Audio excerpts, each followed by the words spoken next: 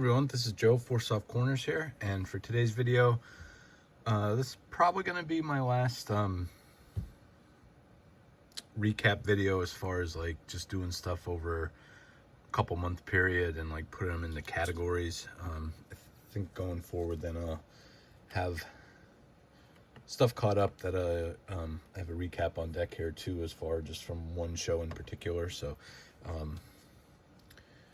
kind of what the plan is. We'll see how that goes. But so for today, we're gonna show off my Billy Butler pickups in the last, I'm guessing roughly 5-6 months, maybe 5 months. I have 7 cards here. I'm not sure.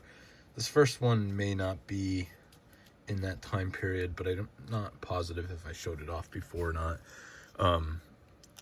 In a video, besides, I know I did it in my autograph when I was going through by letter, so I know in the B's I showed this off with my other Billy Butler autographs, but wasn't sure if I showed it in another video besides that, so I just want to show it again. This is the 2013 Topps 5-star, and this is the rainbow foil number 2 out of 25, so love the rainbow foil on those.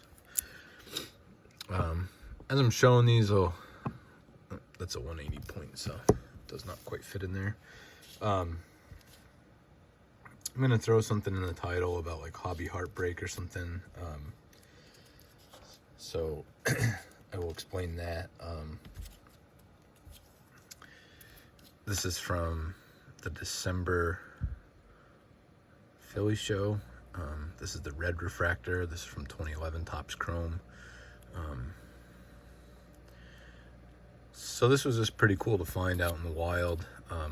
Numbered 1 out of 25. Just started looking through the one guy's box and had a bunch of like from the 2010s. Had a bunch of lower numbered parallels. And this happened to be in there.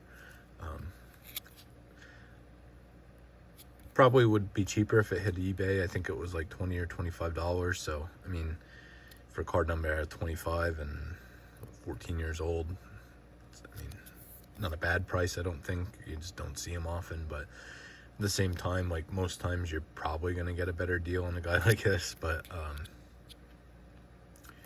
seeing it in the wild, kind of, you know, at a card show, digging through a box, like to find it like that, it's kind of cool in its own right. So had to pick it up.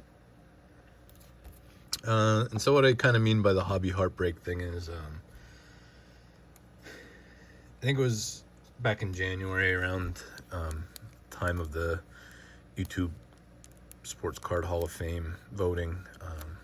I believe it was Al from Iconic Baseball.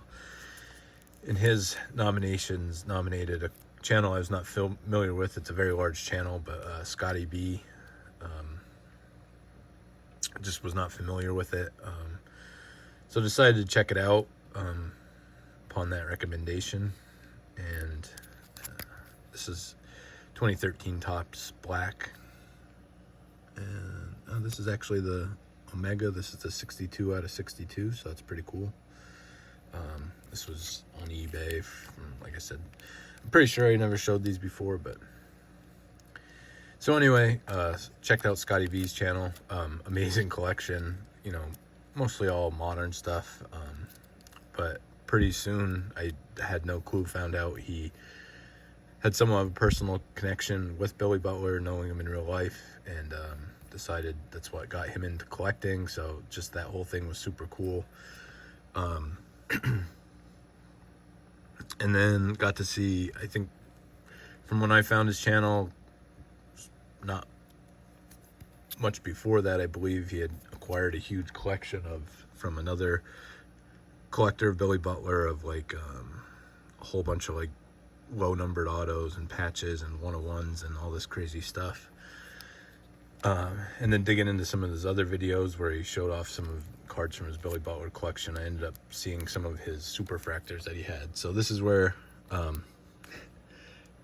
and by no means am I saying that I'm like upset with him or feel any ill will or anything, but like it was a very harsh reality to to see some of the cards that I thought someday I just might pop on eBay and might, you know, find in a box at a show. It honestly hit me pretty hard for a few days, just that realization. And again, just it was amazing to see his collection, and so cool to see it all together, and you know, someone with a personal connection to it. Like that's amazing. But I don't think I'd be human if I didn't say that I was somewhat disappointed, and just like I said, kind of the almost heartbreak I felt just seeing it and realizing there wasn't a chance. You know, just to find that. I mean, who knows? Might someday move on from that collection, but if not, it's in a good home, and I'm happy for that. But let me know in the comments if anybody, what your thoughts are in a situation like that. I mean, obviously, life moves on, and at the end of the day, it's just a Billy Butler card. But it's just one it's just that having that hope there was just, you know, just kept me going with the collection of him, and like, it was something I was just constantly hoping would pop up someday. Like I said, this is a way different scenario, but just finding a refractor from 14 years ago, numbered out of 25, was just cool in itself. So, and more specifically, I think he might have the super refractor from that one. I did not see, I believe, the 2014 Topps Chrome one, which I have another pretty good run of, but I did see this one, and this is the one that, just because this is the gold refractor. Again, not sure if I showed this off before, but this is one of the bigger ones I was missing. Missing 3 parallels basically from the set. Of course, the super, and then there's a pink out of 5 and an atomic out of 10, which I believe he does have the whole rainbow. So,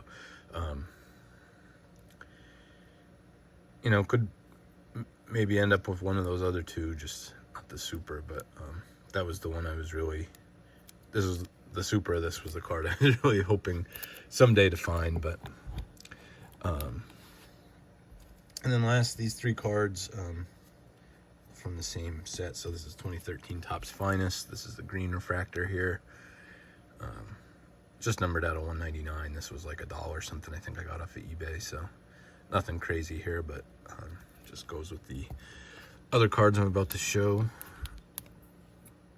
So then did also find this one, or I might have had this one, I'm not sure. It's hard to keep track of things, but this is the gold refractor, numbered out of 50. So while we're numbered here, and nice shine on that. Not a huge fan of the 2013 Finest. It's not bad.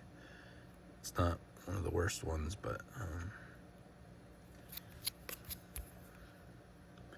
do have like a nostalgia for the set, because it's the year I got back into collecting after like a 15-year absence. So opened a lot of those boxes when they came out, and was super stoked to find this one. Again, not sure if I'm thinking about the story now, I may have shown this one, but so this was a card that hit eBay, I don't even, like a year and a half ago, maybe. It was a long time ago. Started out at like I don't think it had a best offer on it. In fact, I'm pretty sure it didn't. It was just buy it now. Start out at like $94.99, and I followed this card for, like I said, something like a year and a half, maybe more. It had it on my watch list, so every time, I believe it was maybe a week at first, and then later was a monthly that would get renewed, pop back up, and the seller must have had it at like, I think it automatically subtracts 5% every time, so some decent chunks coming up there at first, but still wasn't anywhere near what I wanted to get it for. Like I said, after it was at least a year and a half or more, ultimately, I think I got down to like 26 or something like that, and I just thought, I don't want to mess around with this anymore, because I'm going to be upset if I don't get it. So this is the atomic refractor, as you can see there, number 2 out of 5. So I guess one time where patience pays off. Like I said, I probably would have been pretty upset had I seen it disappear, either if they just stopped listing it or if it would have sold. But ultimately very happy I ended up with this one. This is another one there is a superfractor of. Have never seen that, so there's hope of one there, because that would be, I have the next toughest card. I think there's a red out of 25, but I don't know if there's an out of 10 one, so would not be crazy to try and, you know, at least have one completed rainbow if possible, if I could find that. But again, the odds of it happening are not very high, so if it should not happen, I should not be too disappointed about it. But like I said, let me know in the comments your thoughts on any of these, your thoughts on, you know, have you had a similar scenario where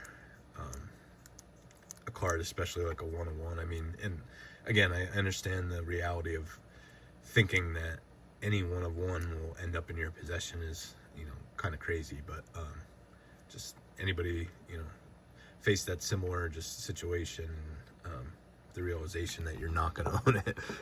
But thank you for following along. Thank you for watching this, and just remember, any card can be a great looking card if it has 4 soft corners. Thank you.